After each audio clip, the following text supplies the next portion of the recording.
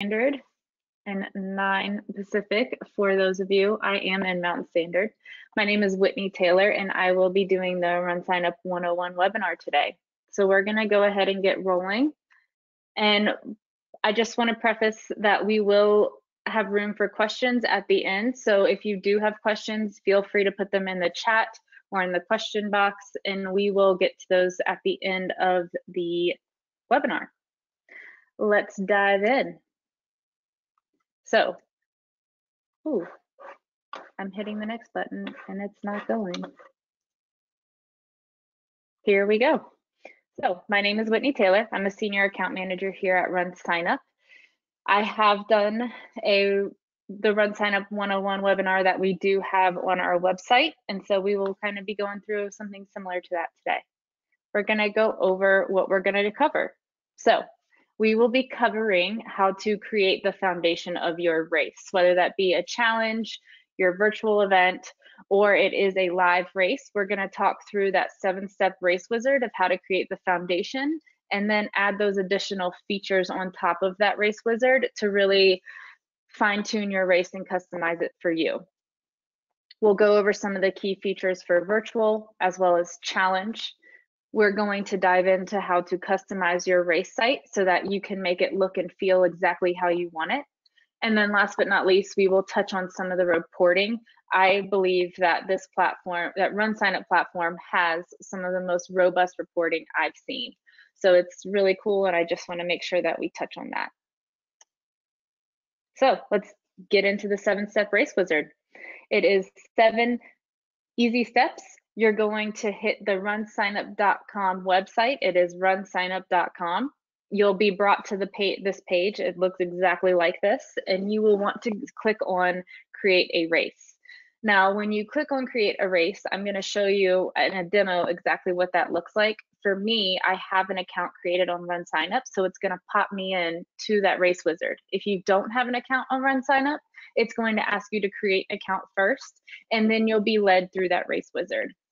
So with that being said, we are going to dive into the demo. The 7 steps are listed here. We're going to go through basic info. We're going to go through the event setup, registration, giveaway, customizing your page, putting in the payment information, and then last but not least, the promos. I'm going to get out of this PowerPoint really quick. And we're going to kind of toggle between two. I'm going to show you first what it looks like to get to the runsignup.com page. I'm going to, on this first page, I'm going to select create a race. So when I select create a race, because I'm already logged in, as you can see up here, I'm popped straight into the first page of the race wizard. We're kind of going to go through this page as it is blank because there are certain things when you first create your race that you won't see after you've created your race and popping back into that race wizard. So on the first page, it's going to ask you for your standard information about your race, the race name, the description, the location. If you're doing a virtual or a challenge and there is no location, you can put your office or you could list your address if you'd like. This is not going to show on the race page, and I will show you exactly where to hide that. So this location information is specifically for you, for a virtual or a challenge. The one thing I do want to point out is the time zone. Your pricing tiers as well as your majority of the race setup is going to be based off of the time zone you pick. So make sure that you adjust that time zone if you are not Eastern Standard. The next thing I want to point out is this race URL right here. This race URL, it's the only time you're going to be asked this question. And this race URL is something that you're going to use year after year if you're on our platform.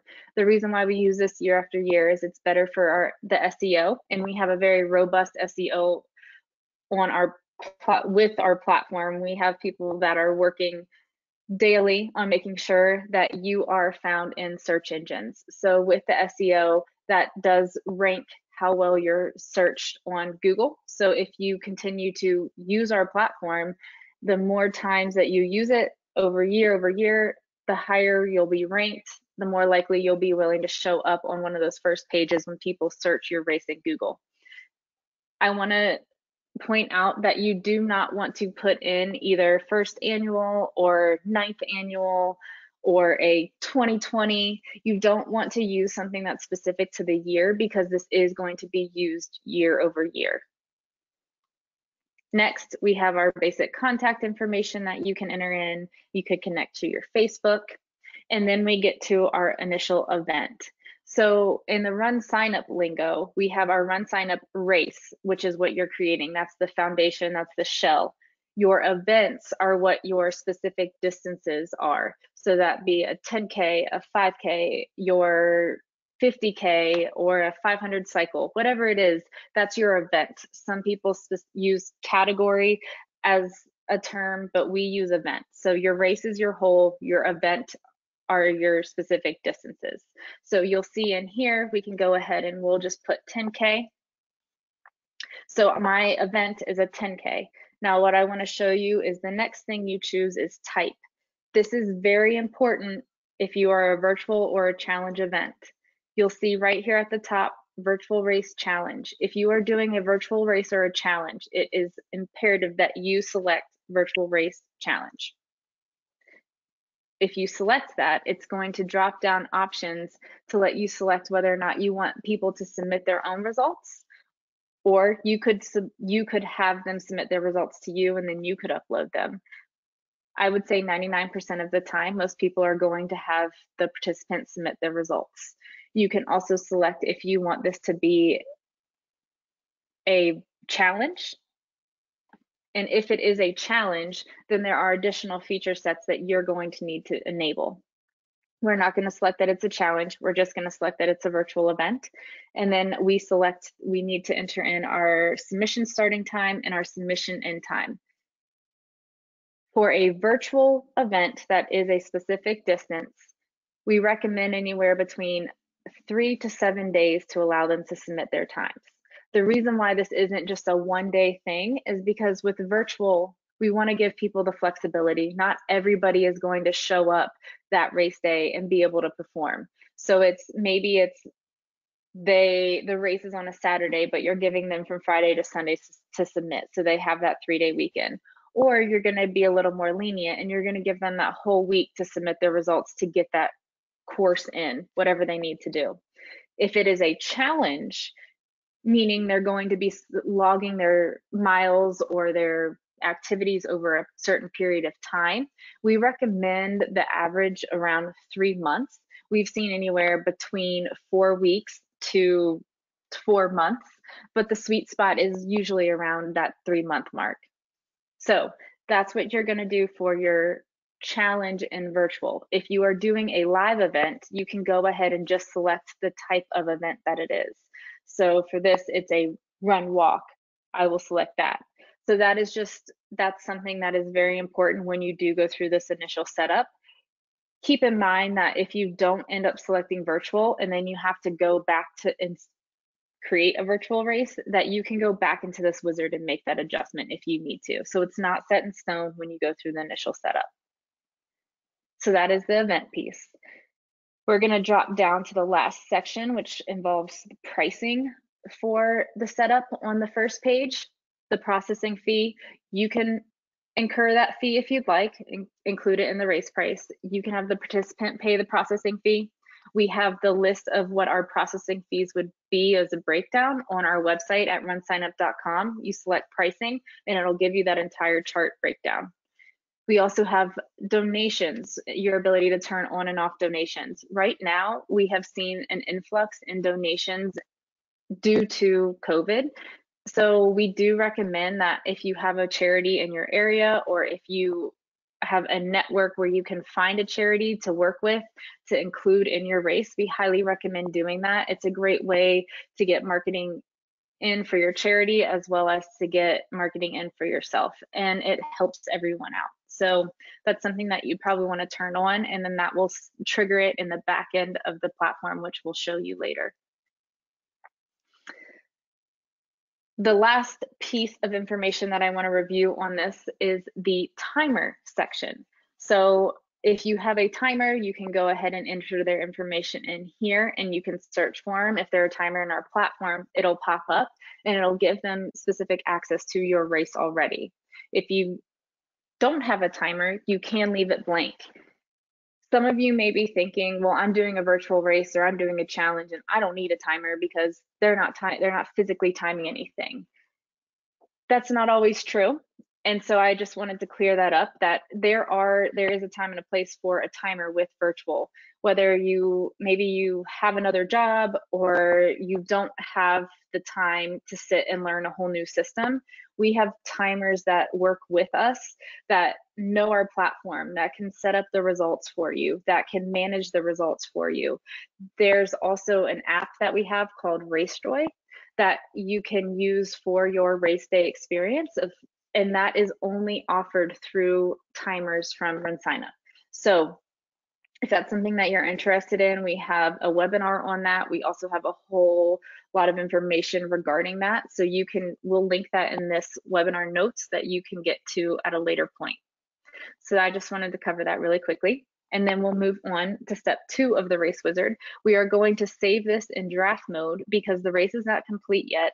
And so we want to make sure that while we're building it, we keep it in draft, and then we can set it live once we're ready to rock and roll and test it out. So we're going to save it as draft mode. We're going to create the race and continue. And this is where I'm going to hop over to a different race that's already been pre-built so that we can be a little more efficient in this process. So we're jumping over to page 2 of the Race Wizard. Just pretend like I said create and continue. And now we're in section 2 of the Race Wizard.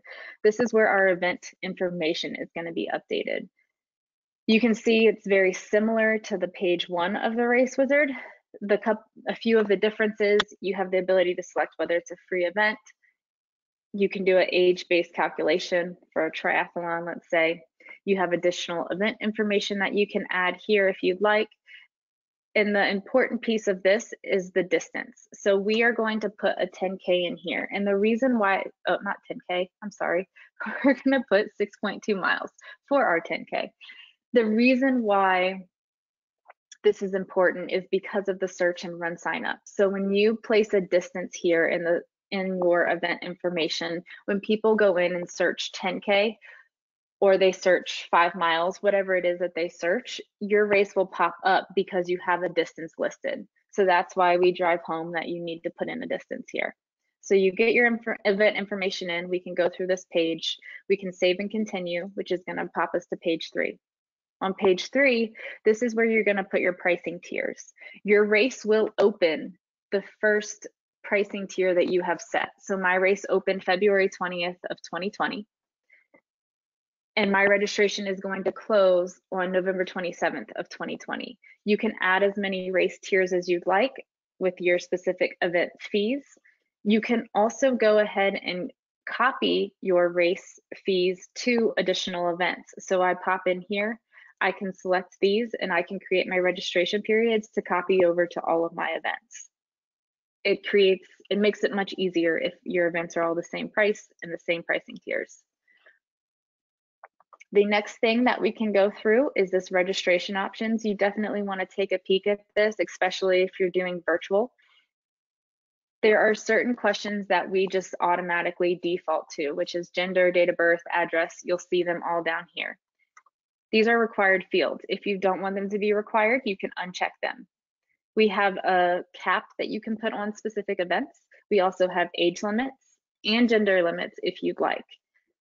This private event code is unique. It's not necessarily used all the time, but if it's, let's say it's an event that you are just offering to your employees, but then you're offering another event for the general public, you could type in employee here. This is going to create the event to be private, but you can access it through this specific link right here. And you would just have this = be employee, and that's going to create your private event. So that's what the registration options are. We're going to scroll through these events that have already been created, and we're going to pop down to the waiver option. The waiver option is also on page 3 of the Race Wizard. This is our default text that we offer for the waiver. As you can see, I highlighted it. You can delete any of this information and add your own. We also have multiple options for people to be able to sign. This is important if you have somebody that is going through and registering a lot of people. You might want them to have a different method of signing the waiver, and this is where you would select that option. Moving on to step 4 of the Race Wizard. Oop, I don't have my save, that's fine. I don't have my changes saved, but we don't need them. So step 4 of the Race Wizard is where we set up our giveaways. Our giveaways are our swag item that we are going to give to the participant, usually for free.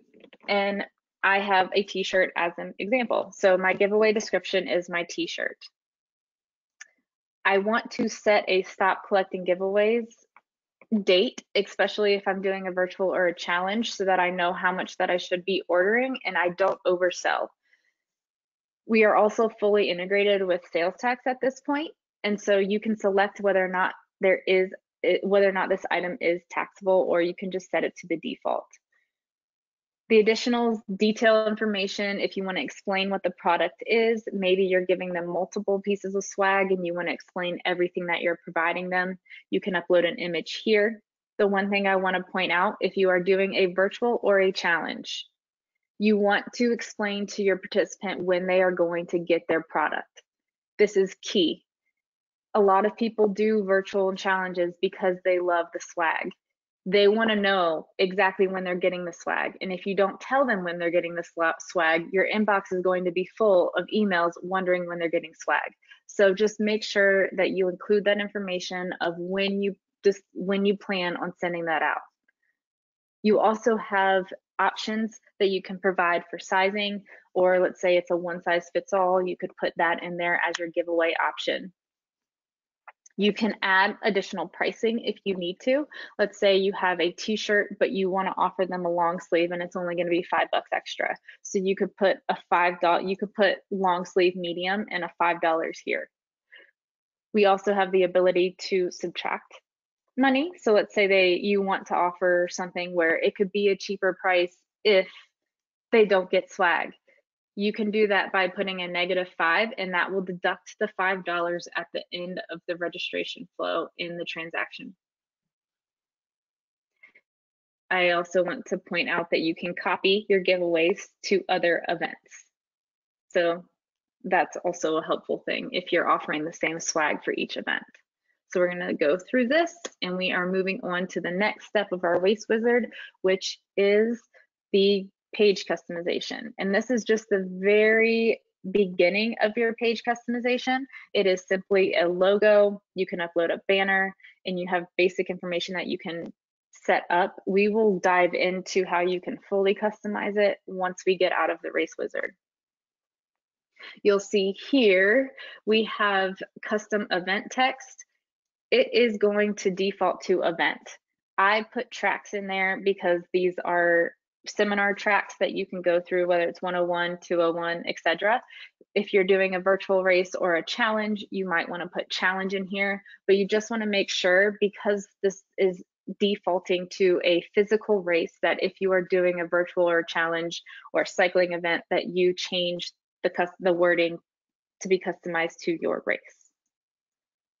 So moving on from there, we're going to get to the payment page, step 6.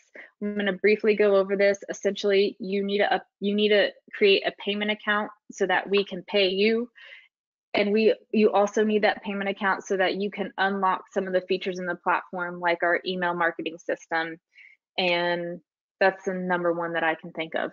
So we have a whole tutorial on how to do this. We have information on why we ask certain questions for payments. We will link that in the webinar notes. Moving on to step 7 of the Race Wizard, we are now done. The last piece of it is just showing you some of the primary features that we have on our platform that we highly recommend you enabling. The incomplete registrations, yes, you definitely want to enable that. It's just an easy way where you can reach out to participants that have started your registration path that haven't finished.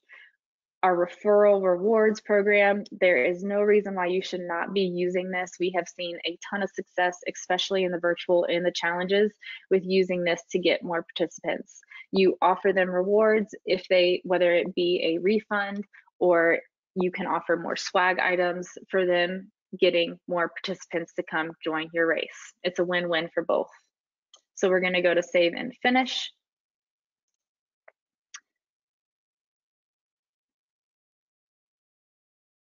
As you can see, I just selected that I want to do a complete email, so it's reloading. We'll see if I can get into my dashboard.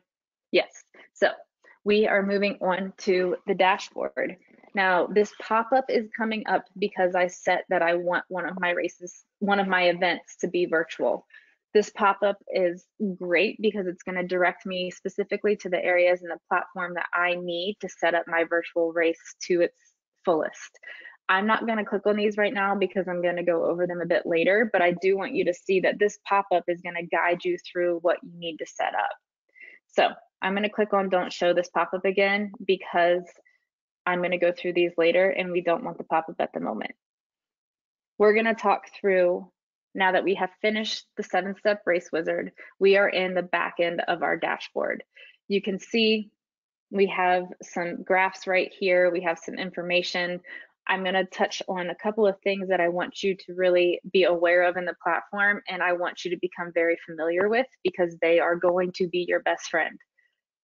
This search bar right here, this is key. I use it every single day, and I've been using this platform for a while now. It is something that if you cannot find what you're looking for with all of these features, which there are a ton, you just type it in the dashboard and it's going to pop up everywhere in our system where you can find that. So I can click on coupons and it's going to bring me straight to the coupon page. The next thing I want to point out is this orange help button. It's on every single page in the dashboard of any feature, and that's going to bring you to a tutorial specifically for that page. And as an example, I want to show you that let's say I am on we're going to go here, I'm on the cover page. If I click on this orange help button, it's going to pop me right here. And this is a tutorial of how to do cover pages. So when you're in a bind, if you can't reach out to, if you don't reach out to somebody at RunSignup, or you have and you haven't heard back, that's where you want to go, because more than likely it will walk you through exactly what you need to do to get where you need to be. So those are two big ones. The next one is walking through being able to see what your registration page actually looks like. So you've created your race wizard, and now you've created your race through the wizard. Now you're going to go to view website. It's always going to be here. It's in the middle between race status and signups. You want to click view website, and it's going to pop you into what your website looks like thus far. So I'm going to walk you through what it would look like going through that 7-step race wizard through a registration path. I'm going to click sign up. Because I have accounts, as you can see, I have a lot of accounts. Because I already have an account, I can just select myself, and it populates all my information in the standard first name, last name, date of birth, etc. I can pick my track. So I'm picking my event, which is track 101. I'm going to select continue. It's going to bring me to the waiver that I had created. I'm going to select continue. I now have my shirt option. I'll select no shirt, my giveaway option, and now I'm brought to the final stage. And as you can see, it deducted that $5 from my total. I have my processing fee here, and I'm at the checkout page. So we are not going to go through the full checkout. We are going to go back to the main page. I just wanted to show you what that flow looks like. So from there, I know I'm covering a lot of stuff and I'm going fairly fast. We do have webinars on majority of this information as well as tutorials. So if you do have questions or you want to look into something in more detail, we can definitely get you that information. The next piece of it that I want to go through is the race design. So how you can customize your race a bit more to fit your needs. So the first thing you want to do is you want to go to race, and you want to go to race website. Here on race website, you'll see you have all of these options. This is where you're going to customize your race. The first one we'll do is the race location, especially if you are doing a virtual or a challenge. You want to make sure that your race location is customized to something different than what you put in. So I just typed in anywhere. You could put whatever you want to customize it. You could leave it blank. For the most part, it is you do what you want with that. So that is how you can clear that race location out. The next, we're going to go into race theme. Race theme is where you can adjust your template. You can add social media. You can update your color scheme. You can choose whatever you want. So you can customize this color scheme by choosing it with the color pickers. We have our cover page, which we were just on, where you can create a page that looks more like a website than your race page. So I want to show you as an example, this is a cover page. This has taken over what the standard race website actually looked like. This is me just messing around, and I am not great when it comes to design, so please forgive me. But this is, you can change your color schemes, you can add in buttons here, you can add in a video, you can customize it however you'd like. And you can see here how you can update that banner. You can have 5 scrolling images, and then you can add your content in here.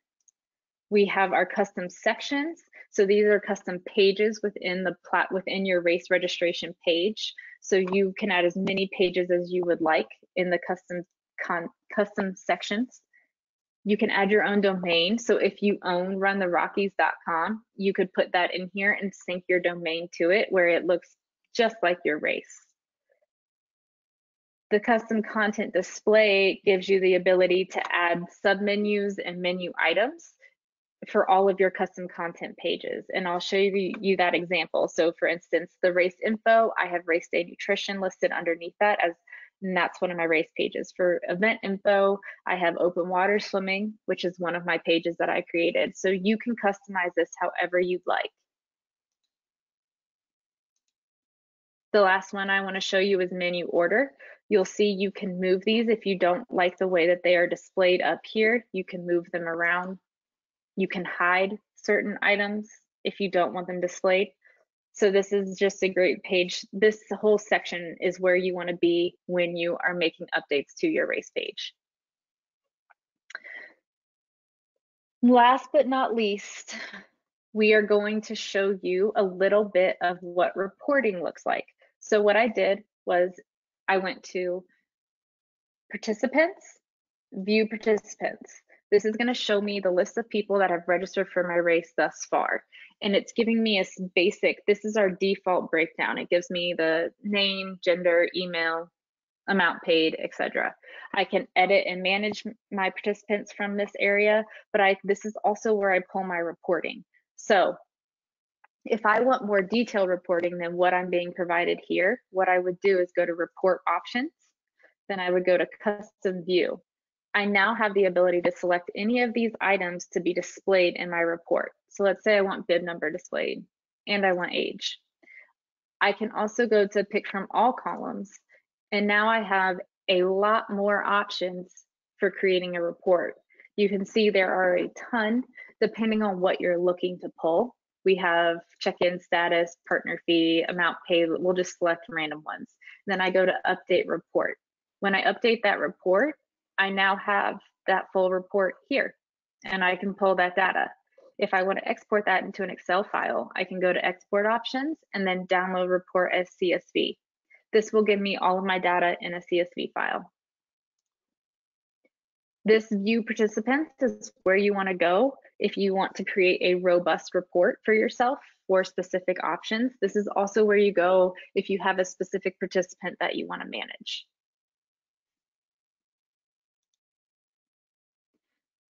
You'll also see donations has already been set up. Oh, it has not been set up. I did not enable it. So I could set up donations here. I basically just want to say when it's going to start. I'm going to add my description, and then I'm going to enable my donations.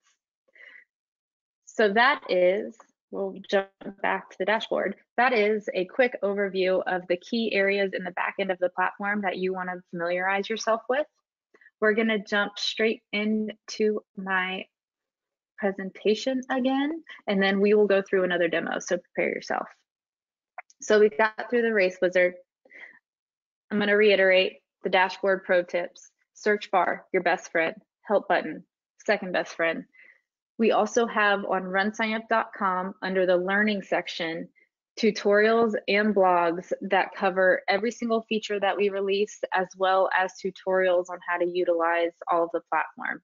So essentially the tutorials that are under the support area are what's linked in this orange help button on those pages. We're going to review quickly how we discuss customizing your page, that race website, and then race theme, your cover page, your domains, your custom sections. You can truly build out your own website to its fullest within RunSignup. Now we're going to dive into virtual and challenges. I'm sure that this is on top of everybody's mind right now, whether or not they are going virtual, if they're going to do a live event as well as a virtual event. We're going to talk about it a little bit. So, key features for virtual. This image looks familiar because we just saw it pop up when we created our race wizard. The number one thing that you need to do to even be able to touch the virtual in our system is turning on the virtual in the race wizard setup. So underneath the type of your event, you want to make sure that it is listed as virtual challenge. That will turn on all of the virtual features on the back-end dashboard of the system. From there, virtual results becomes essentially your bread and butter of the virtual setup. That is where you're going to spend majority of your time setting up your virtual event piece. We also have virtual photos, which we highly recommend using. We just released this feature a month or two ago, and this allows for participants to upload their photos as a group, as a whole for the race, as well as for their own individual page. They can upload their photos of like prepping for the race while they're out doing their training runs and then wearing all their swag. It's just a great way to create community, and right now that's what everybody's craving. So these virtual photos are definitely something you want to turn on. And the last thing that I want to talk about is the shipping information. Shipping is going to potentially be different than address. So you want to make sure if you are offering swag and you are shipping swag that you have shipping information turned on. Now we're going to go ahead and go into the key features for challenge. Some of them are very similar to the virtual because they are both virtual. However, the challenge does have a little additional features that you need to focus on because it is a longer period of time and it's a different beast when it comes to what you're actually doing. So with the virtual, we have a personal results page, which you can see in this screenshot. I'm also going to show you in a live demo. We have activity types that you can list. So let's say you are doing a 500-mile challenge and you're allowing them to swim, bike, and run, whatever they want. They just have to get to that 500 miles. So that's when you would utilize the activity types. We have live maps that you can also see in the screenshot. We have goals that you can set up, milestones where they hit, let's say they hit every 25 miles, you're going to give them a badge or you're going to give them a congratulations. You can set that up in our system. The next thing that is something that's already been built in our system that I want to drive home is the email and marketing notifications. This is key. Right now, we are in a time where it's really hard to connect. Everybody's trying to connect via social media and virtually. And the more that you can stay involved with your participants, the more willing they are going to be to engage as well as tell other people. It's all about the engagement when it comes to virtual. It's getting in front of them, holding them accountable for getting their miles in, and making them feel like they're really part of a community because that is what we are all craving at the moment. And the last piece is the team integration. We do have team integration from our team platform in the system for results, which is fantastic because you can compete as a team and you can also show up on the map as a team and you can be harassed by your teammates that you aren't holding your weight. And I say that because I'm harassed by my RunSignup teammates because my mileage is nowhere near theirs. So let's get into this. I'm gonna get into this demo again. We're gonna jump into the virtual setup. We're gonna move pretty quickly through the virtual setup. So we'll see here, we're gonna go to Race Day Tools. We're gonna click on Race Day Tools and we're gonna go to Virtual Challenge Results. This is only enabled because we have Virtual Challenge set up for one of our races. So you'll see here, we go to Configure Virtual Results. I see this because I have my virtual challenge set up. As you can see, I had 4 events in this race. I have 4 events, but I only have 1 showing because I only selected virtual challenge for 1. Your events will not display in here if you do not select virtual challenge in the race wizard. And you can see that up here. We also let you know. So I'm going to enable this. And when I enable it, it's going to bring me to this page where I can have my submission exception. So this is what you saw on the first page of the race wizard if I had put that in there. So we're going to say that I'm going to accept results from now until the 9th. The next thing we want to do is we want to select create new result set. With that being said, it's going to auto-populate what the title of my event is. If I wanted it to say something else, let's say I wanted it to say 5K, I could do that. And now my event set, my result set is labeled 5K. The one thing that I want to show you, which is why I again have multiple tabs set up, is we're going to go in here really quickly to the virtual. So this one has multiple events set up. You'll see in here in the virtual settings tab where we just were that there's this alternate event. So we had our result set, it's set to the 750 meter swim. We have this alternate event directly below it. What we see often is people come in and do this. They're like, yeah, I want everything. That is not what you want to do if you're doing a virtual race or a virtual challenge per se. The alternate event means that if I select all of these, that my half marathon, my 10K, my 2-person relay can submit results for the 750 meter swim. That's going to be some really weird results if somebody's submitting their half marathon time for a 750 meter swim. So you want to make sure the only reason why you would use alternate event is, let's say, again, we'll go in here and we're going to create a new result set called 5K. If this was a 5K and you have a 5K employee and you have a 5K kids as 2 separate events, so this would be 5K kids, 5K employee, and you want all of those to be in one result set. So I want my employees to submit their 5K time to the same 5K as the general public. That's why you would use that alternate event. Moving on, we have our team results. So we can enable team results if we have teams, and that's just going to pull the data from the team platform in our system. We can select whether or not we want this to be a challenge event. For this, we don't. We're going to say no. If I don't want this to be a challenge event and it is a 5K, then this setup right here is wrong. The reason why is because it's a 5K. The distance is already set.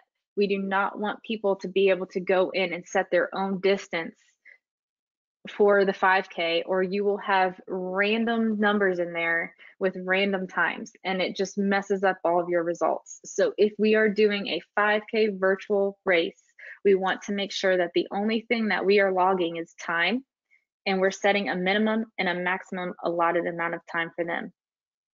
You'll already see that it defaults to showing the lowest time as the best time.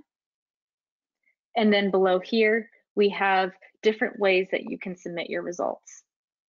The next piece of this, we're going to say that we are doing a challenge. And if we were doing a challenge, we could select distance, because maybe we want them to put in their distance, and we can select whether or not we want it in miles, laps, yards, or customs.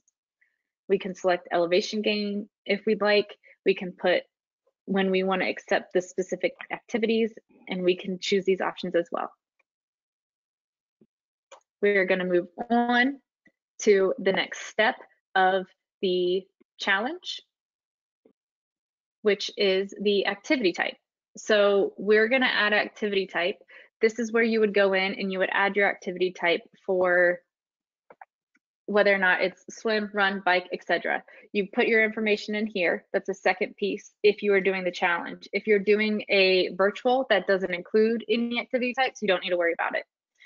Your notifications, this should only be used if you are doing a virtual specific distance. If you are doing a challenge, you don't need to worry about this section either.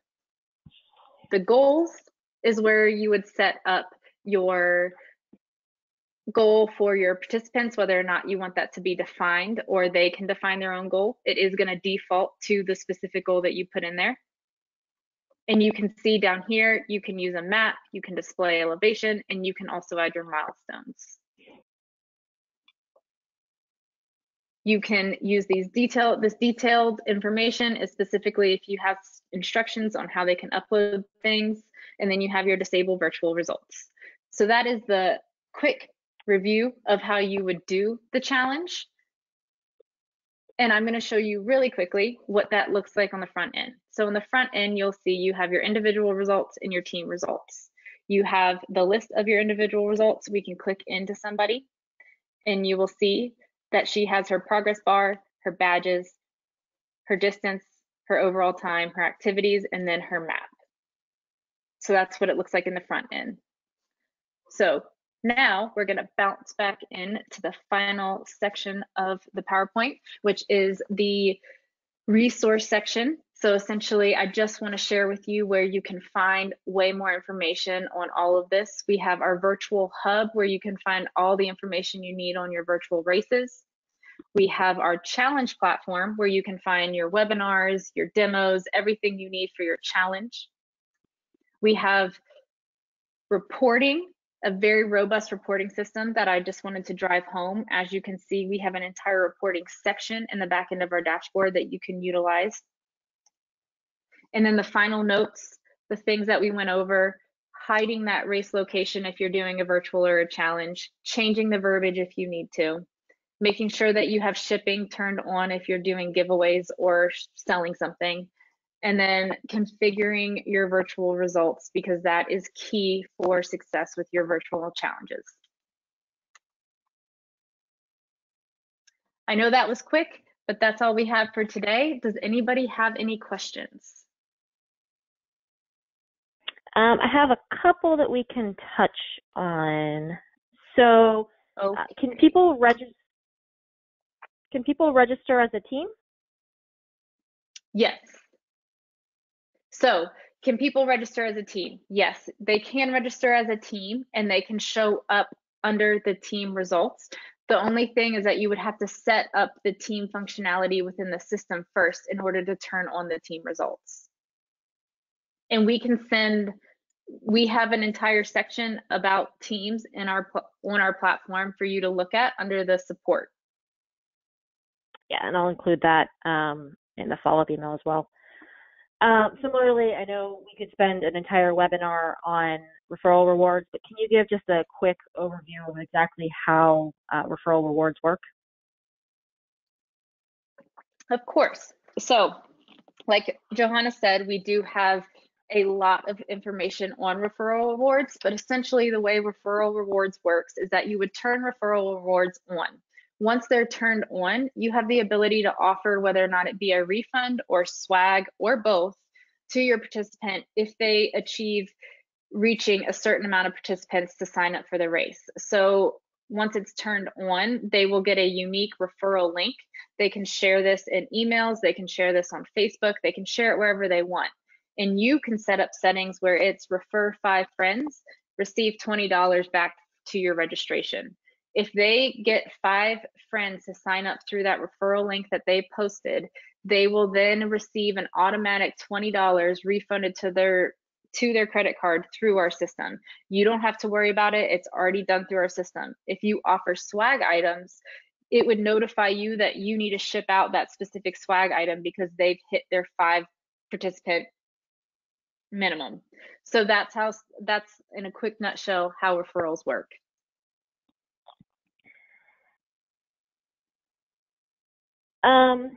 If we are looking into creating a virtual race in 2021, do we need to budget for the RunSignup platform, or how are the fees covered?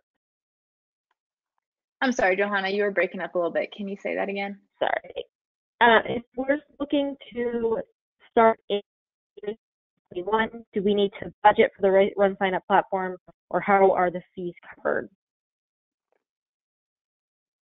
I think that you said, do we need to budget for 2021 with the race fees?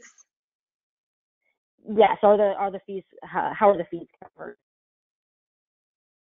So I I apologize, I'm having trouble hearing, but that's with depending on the way Run Sign Up works is that you can, for the processing fees, you can incur that processing fee, or you can have the participant pay that processing fee. And if the participant pays that processing fee, there really are not many fees associated for you to use Run Sign Up. That would be your main fee is that processing fee. Did I hear that question correctly or no?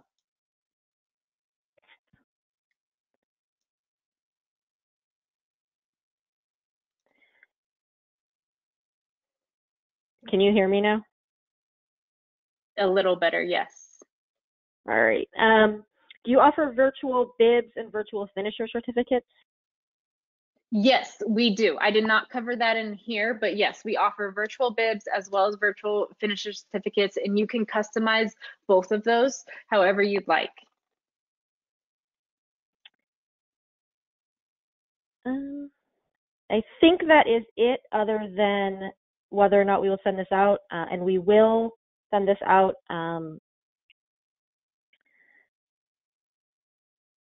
We will send this out after. If you have other questions, you can let us know, and we'll follow up with you on that as well. I see a few coming in quickly, but there is not an additional fee for the certificate. I'll just answer quickly. Anything that we have on our platform is all included. We don't have extra fees for anything included on there.